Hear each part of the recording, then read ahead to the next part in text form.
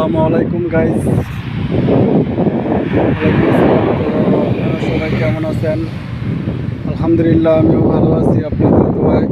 তো আপনাদের কিছু ইউরোপের সম্পর্কে কিছু বলতে চাচ্ছি যে এটা হলো একটি সেনজেন কান্ট্রি অ্যান্ড ক্রোয়েশিয়া।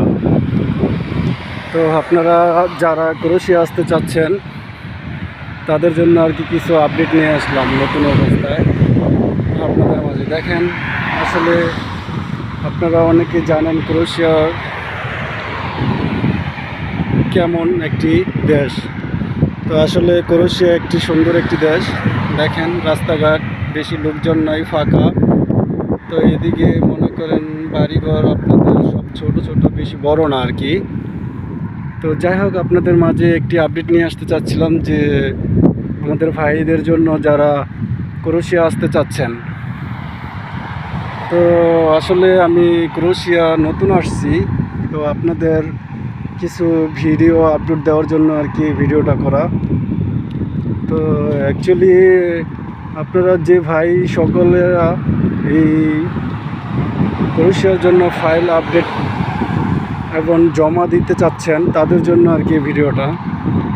তো অ্যাকচুয়ালি আপনাদের ক্রোয়েশিয়ার ভিসাগুলো আপাতত বন্ধ আছে।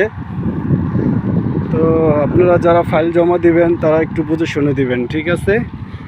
তো এই কারণে আপনাদের মাঝে এই ভিডিওটা করা।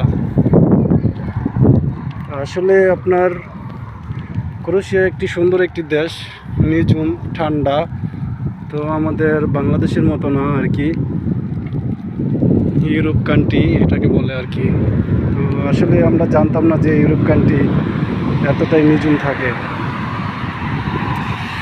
তো যাই হোক, আপনাদের ভাইয়েরা যারা ফাইল জমা দিবেন তাদের জন্য আর কি কিছু কথা বলি। তো আপনারা যারা ফাইল জমা দিবেন বুঝে শুনে দিবেন, অ্যান্ড যেখানে দিবেন তো আপনাদের কিছু যাচাই বাছাই করে দিবেন, কারণ বর্তমানে ক্রোয়েশিয়ার ভিসা বন্ধ আছে। তো আমিও কিছু কিছু ভাইদের জন্য আর কি চেষ্টা করেছিলাম, কিন্তু হয়নি। কারণ বলছে এখানকার যারা ক্রোয়েশিয়ান আছে তারা বলছে যে ক্রোয়েশিয়ার ভিসা আর কি বন্ধ। ঠিক আছে ভাই, তো আমার এই ভিডিওটা যদি ভালো লাগে, নতুন নতুন আপডেট যদি পাইতে চান তাহলে সাবস্ক্রাইব আর বেল বাটনে চাপ দিয়ে রাখেন।